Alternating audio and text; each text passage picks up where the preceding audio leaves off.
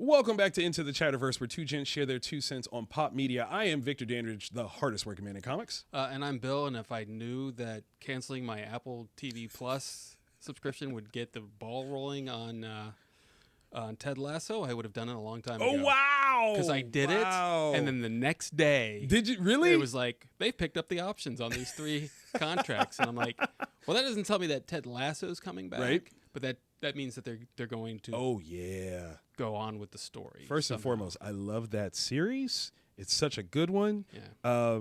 I will say that I loved the thread that was on, I think it was on Twitter a while back, saying that the writers of Ted Lasso should be the writers for Superman because they clearly just understand good feelings. And I'm like, all due respect to James Gunn, I would like to see that story. I would love to see their take on Superman. But yeah, I mean, I would definitely like to see that, but also I think that would be Smallville revisited. I can totally see that because that brings to how he's brought up. I can totally see that. Yeah, totally see that. But for this episode, we are talking on the ends of August, which has somewhat been deemed Aliens Month because wow, so much alien content has come out. We've got Alien Romulus that we're going to do a quick sort of look into. And we're also going to talk about a comic book that just came out at the end of the month. And we're going to talk about how I didn't know about this one, you didn't know about this one, and how it kind of ties in. I'm going to show a picture of it. Can we do that? Sure, why not? So this Avengers versus Aliens, or Aliens versus Avengers. I'm sorry, I said that backwards. Which I think is a very interesting sort of project. Or this cover right here. Or that one. Or that one. Yes. Ooh, pretty variants.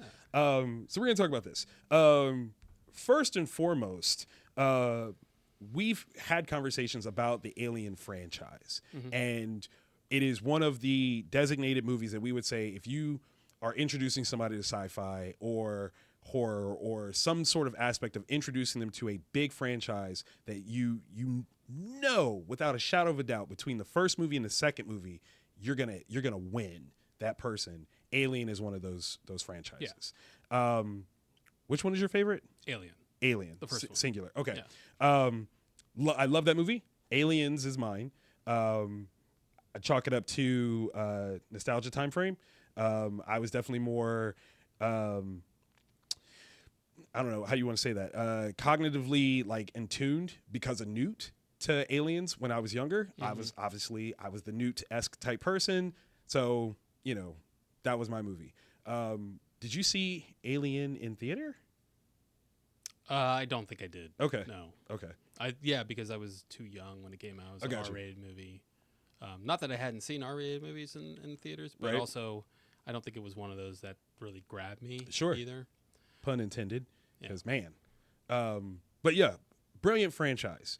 You were just saying that in your estimation of order of movies, and this is eliminating the Alien versus Predator, like, offshoot line. Yeah, the seven movies. Strictly 7. 7. Which does now include Romulus.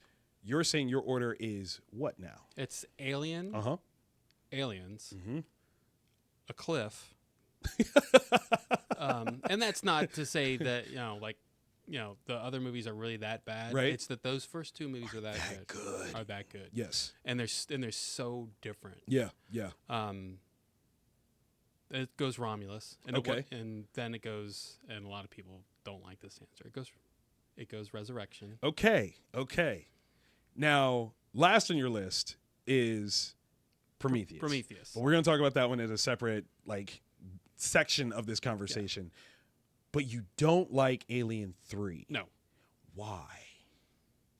I reserved you, you were going to tell me this before we start recording. I'm no, I gotta hear this and let people see my reaction. Why not 3? Well, first it's the cop out of killing 2 of the characters right off the bat. Okay. That did hurt me too. I'm not gonna lie. That did suck. And I'm not gonna say that there's not redeeming qualities of this movie. Sure. But it's just there was nothing about it that really caught me. Okay.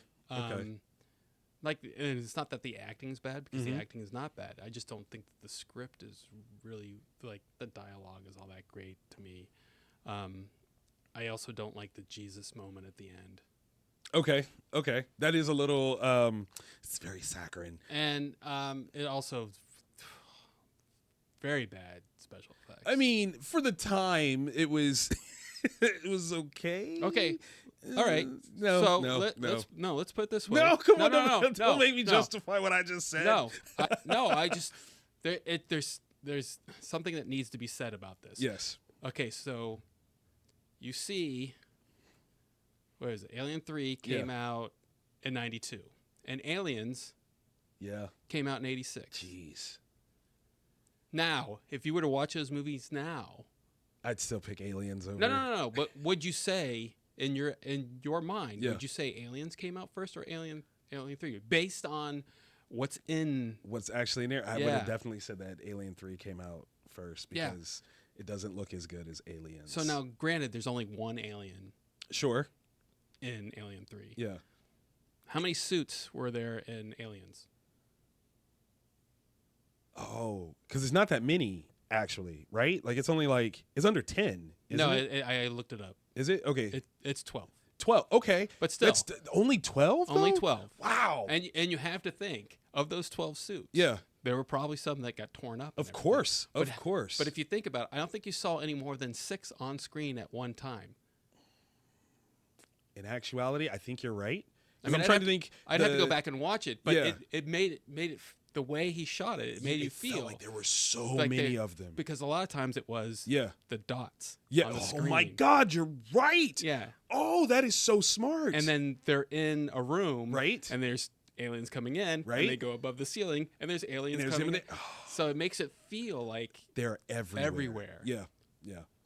See, the thing for me with 3 is I think 3 came out, so it's 92. I'm 10 years old, and I remember that kind of being a pivotal time for me in terms of pop culture. That's when I got into comics. Yeah. So it hit at the right time, I think, for me. Yeah. I love the concept of the story. I think the biggest thing that you're absolutely right. I hated the fact that we lost Newton Hicks. Yeah. Like, I hated it because, one, Hicks was my favorite. I love Sigourney Weaver, but Hicks was like my favorite of the grunts because he was just cool, right? So I hated that we lost them. I did love the collection of prisoners and the idea that this is now on a prison planet. The whole new setting of it, I thought was a great concept. You're absolutely right. The saccharine ending of the jumping and that was too much. I don't like that part. I could stop the movie as soon as she jumps and I stop. We're done. But like Charles S. Dutton though was like one of my favorite things of that movie. Like I like the show Rock that he was on. Yeah. But like when he is starting to climb out and he gets down and he's gonna hold the alien there. That was pure hero goodness for me. And that's one of those things that I know like a single scene shouldn't make the movie, but that's my jam. I love that one. So with Resurrection, the thing that I liked the most about it was the scene where she goes into the lab. Okay. And there's all those different versions basically of her. Of her? That was super creepy. Yeah. Yeah. And the alien at the end, though I didn't like the look of it. Yeah. The sympathy you had for the alien to a point. Because it's not his fault. Because, it's more of a child. Yeah. And it's partially human. Right. And then the way it got sucked out into space. It did suck. Now, I'm not saying it's a great movie by any means, but I put it above Alien 3. Okay. And then it goes Alien 3, and then goes Covenant, and then goes Romulus or Prometheus, right. Yeah. Okay. I will say that it's been a while since I watched Resurrection. I will say that the one scene that sticks out for me in Resurrection is the one where there's a couple of, I think there's like 3 xenomorphs in the lab type thing, and they've been trained to know like when dude reaches for the button, they're going to get blasted with heat and they don't like it. Yeah. And so they want to escape. And so like 2 of them are seemingly talking to each other, and then they look at the other one, and the other one's like, oh, what are you about to do? And they like go and they start to like jab at it so that it starts bleeding so that they can escape. I was like, that is the coolest thing I've ever seen because it shows a level of intelligence that we hadn't quite seen. Not that the aliens are dumb. Right. That was like, oh, we won out. We're sacrificing someone to do it, and you're the weak link. Sorry. You know who wrote that movie? No. Who wrote that? Get out! No way! Are you serious? Joss Whedon has I said the same thing to Kurt. Everything. He's like, that made so much sense to me. Oh my God. I didn't. Okay. I didn't know. Yeah. I didn't know. Yeah. All right. Fair. Yeah. Now, getting into Romulus, I enjoyed it. It was good fun. Yeah. I had one specific like plot point where I was like, wait, what? But did not ruin the movie for me. I did not realize going into it how it actually connected to the actual previous chronology of the series. Yeah. I thought it was like an outside source type movie. Like it's a happenstance that it does connect to aliens because there's xenomorphs, right. But I didn't think that it was going to tie directly in. Was that a good thing or a bad thing in your opinion? That you didn't know? No, that it connects like it does. I thought it was good because it actually the technology stayed within the boundaries of the first two movies. Yeah. Unlike Romulus and not Romulus, Covenant and Prometheus. I love how you don't want to give Prometheus any credit for existing whatsoever. You're like, no, forget this thing. Forget it. Okay. I mean, if you're going to do an origin story, do it in the first movie. Well, that is true. Also, don't come up with crappy-looking aliens. You think the engineers were truly crappy? They look crappy. They look like Stay Puft Marshmallow Man. That were like they were ripped. I have to admit, I did think that the actual design of the engineers bothered me from what the spacesuit setup was. I wanted to have more of the elephant, whatever thing that was. And also, there's another thing. Yeah. Why do we need to explain that? And when you explain it, you hate it. Yeah. You absolutely hate it. Yeah. Hey, let's go ahead and explain the Force. Oh, why did we need to do that? Why do we need to? Yeah. What's wrong with the Force just being the Force? Yes.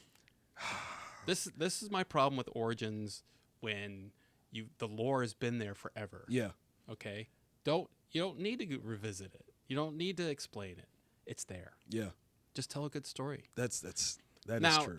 That's also easier said than done a lot of times. I mean, not here. They just didn't have to do it. Like that would have been. Well, yeah. But there are times when you're like, we want to tell a story and you got to set up the story, and sometimes you have to go into origin. Yeah. I give you that, like for sure. But I don't think that Prometheus ever needed to be made the way it was. So I agree, especially because I remember when it was announced, before it came out, what the proposed summary that I found online was, and it wasn't that. What I heard it was that we make first contact with whoever these, I guess, who became the engineers. Yeah. I don't think it was specifically supposed to be the engineers, but we make first contact with them. Mm-hmm. And in our hubris and arrogance, we take something that we weren't supposed to take.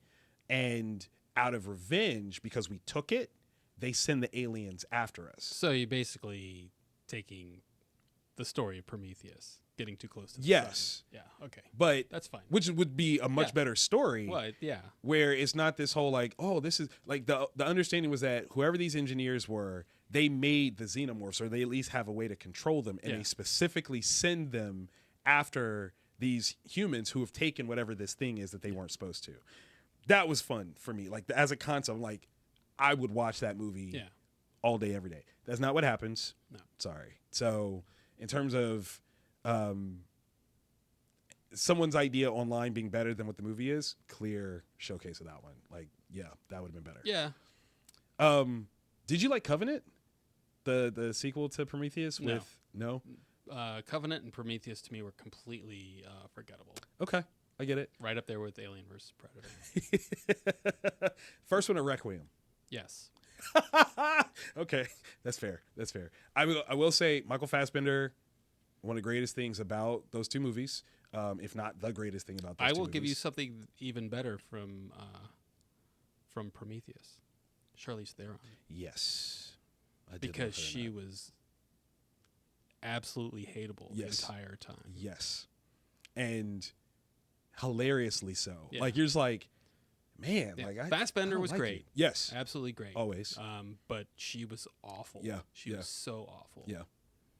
I did hate, what's his name as Wayland? Oh, yeah. Guy Pearce. Yeah. It didn't make any sense to me. Right. Until you watched Covenant. And that's unfortunate. Was stupid Yeah. also. I also would like them to get away from calling the movies after the ships they're on. The last three, Prometheus, Covenant, Romulus. That's true. Now, the movie I want to see. Yeah. Alien, Romulan Empire. Okay, now hold on. Wait a minute. Wait a minute. As soon as I saw Romulus, I'm like, Romulan Empire. That would be okay. And it would make so much sense. For those that are uninitiated, what is the true difference between the Romulans and the Vulcans? Like, I know that they have a shared ancestry. Yeah. But what is, like, so the Vulcans turned away from emotion. They suppress their emotions. Yeah. The Romulans didn't. They don't. And so they're just like, nah, I'm freely feeling. Yeah. That would be amazing. Yeah. Okay. All right. That's dope. How is Romulus doing in the theaters? Is it? It's a success. Okay. It is very much a success. Which is good. It is a franchise that I think has legs, pun intended.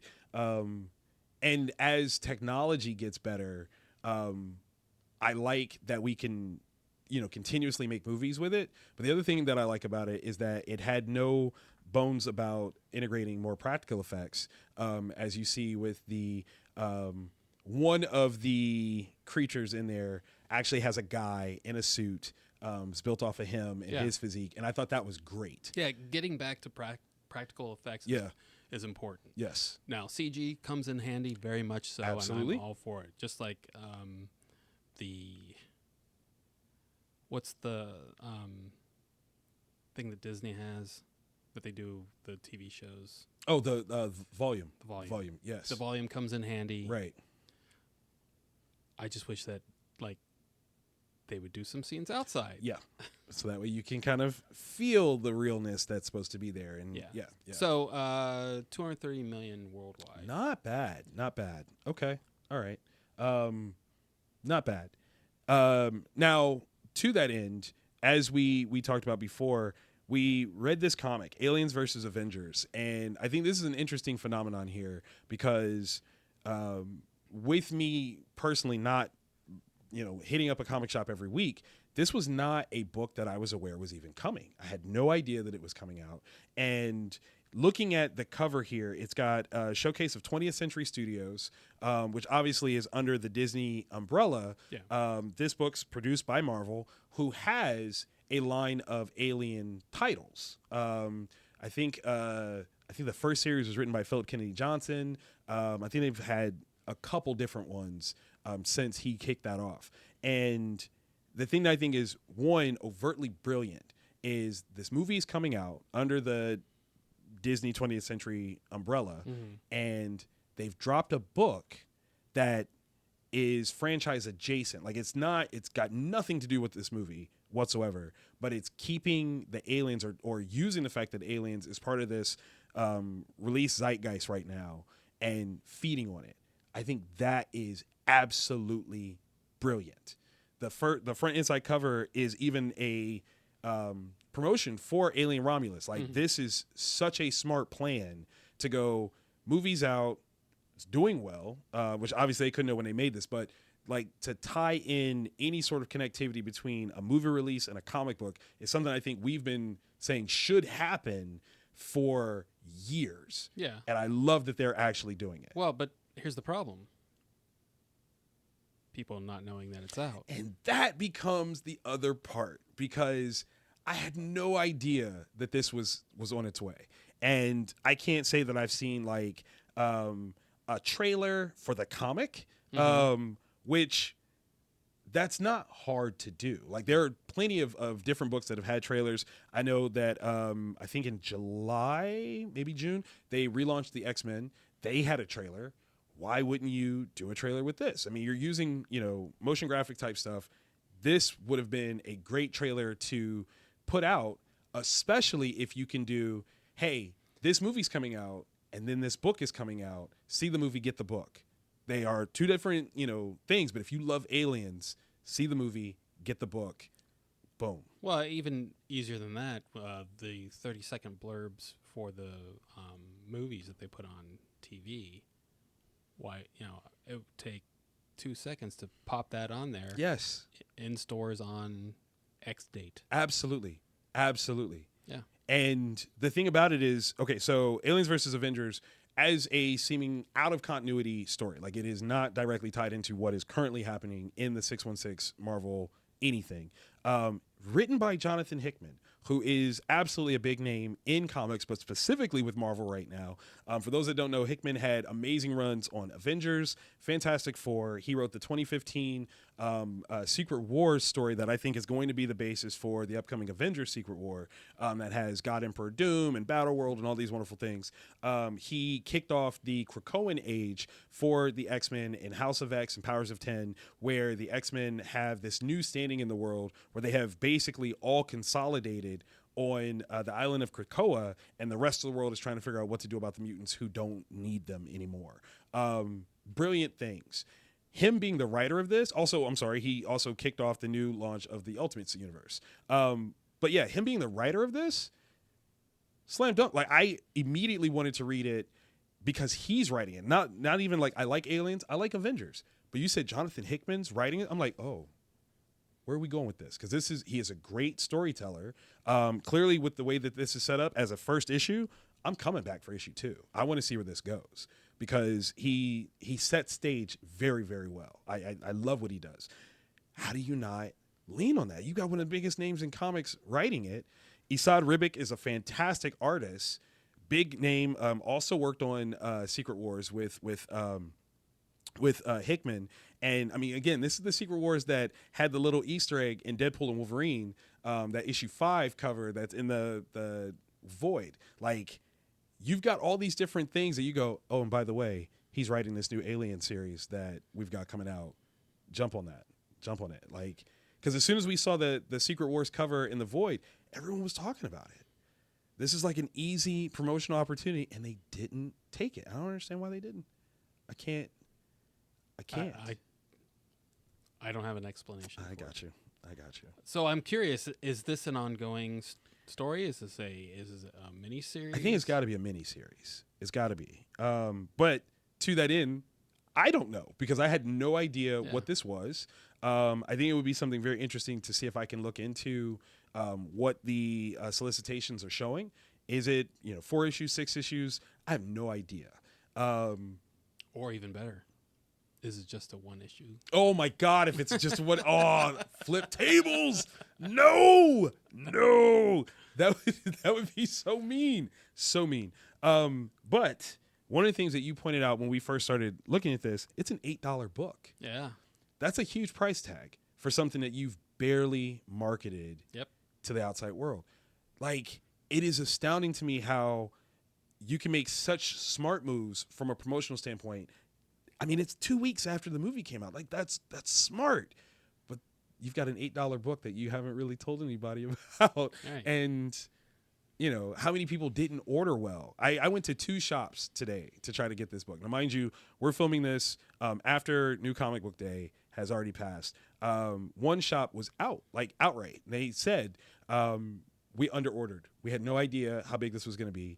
The only reason why I knew about it was because some of the comic book news or review sites that I follow on YouTube had like a bunch of videos up to date about it.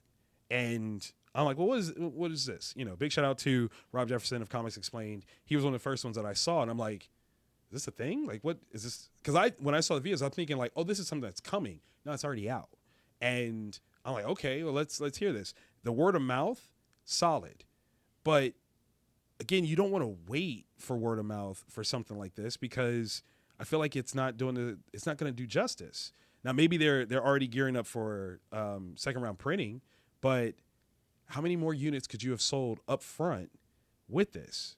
I mean, even if you had made it like would it be impossible to make it a part of the promotional buy-in? You buy an IMAX ticket and it comes with this book. Is that crazy? At least the first issue? I think that's a lot to ask. Is it? Yeah, because comic books with movies They don't do well. They don't do well. All right. Or specifically from the movie theater. You mean? Okay. Yeah, because we do handouts like that, right? And we end up just like leaving them there for people to take. All right. I would have took it. God, I would have. Well, took yeah, it. but the quality of this versus those is a lot different. I mean, true. But even if it was just a preview, right? Let's say we've got 1, 2, 3, 4, 5, 6, 7, 8 pages. Okay, so if I read those 8 pages, no, nope. Okay, just like if I'd only watched the first episode of WandaVision. Okay, all right, or the first 2. All right, because then I'd be like, what if we pick the starting point at a different place? What if we pick the starting point post the credits page, right? Mm-hmm. So we see 1, 2, 3, 4, 5, 6, 7, 8. I think that would have been more compelling of a teaser, and to know that there's stuff that's before it and there's stuff that's after. I think that would have been cool. Yeah, but so I'll be honest with you. Reading the first part of it, I was confused. Same. Because that was where I had to is this in continuity? No. Yeah. Well, and then not knowing which Black Panther. Right. Like because you thought it was T'Challa. Right. Did and I thought it was T'Chaka, based on the conversation that was going on. Yes. And then then in the reveals, and you're like, okay. Okay. What is this? Where are we going with this? Yeah. I can see that. And I didn't find that very compelling in the beginning. Okay, I can totally get that. And I was just about ready to go. I'm done. I almost just said, forget the rest of this. Right. And I'm glad that I read the rest of it, because I did like the turn at the end where it was going. Still, I want an alien story where everyone does the right thing and it still blows up in their face. That is the coolest thing, I think. Because when the aliens themselves become inevitable, that's when they're most terrifying. Yeah. Because it's not like, why'd you do that? That was you're like, no, we did this, and they still got us. Yeah. They are the most dangerous things ever. Like even in the comic book. Yeah. I slipped. Yeah. And you're like, that's right out of one of the movies. Yeah. And not just one, but I mean, I want it to be where there aren't any stupid mistakes. I want something where someone says, "Hey, you need to do this." Okay, we'll do that, and it, something still goes wrong. Yeah. Yeah, because even in Romulus, it was like you have a choice to make, A or B. By the way, don't pick B. Okay, I'm gonna pick B. I'm gonna pick B. Yeah. B sounds good. Do you think that it's possible to tell an alien story that stops at what we would call the Genesis point? So it is 1 or 2 face huggers, and it's only them that are coming after you. And we don't see the whole alien Genesis gestation, all that stuff. We don't see any of that. It's just, can you keep away from these face huggers long enough? Maybe it's 1 or 2. Would that be a viable movie? Yeah, I'm sure. To you? Yeah. Okay. I mean, it's a cat and mouse game. Yes. Because I think that's one of the things that is so underserved with Alien is they are dangerous on every single level. Yeah. We've not taken the time to go, you don't even have to do the chest burst. You just got to have the thing on the handy finger things chasing you long enough. How long do they last outside of the egg if they don't get a person? How long is that? We don't know. We've never seen it. Yeah. So I would love to see a movie where that's all it is. Yeah. Oh, that would be dope. Okay. All right. Of course, Overall, they have to yeah. come up with the name of the ship so they could make the title of the movie. Enterprise. That's what we call it. You know, Alien Enterprise. you laugh, and I was thinking that the other day. I think they should do Alien Enterprise. God, that would be amazing. Amazing. Could you Vulcan nerve pinch a Xenomorph? Would that stop anything?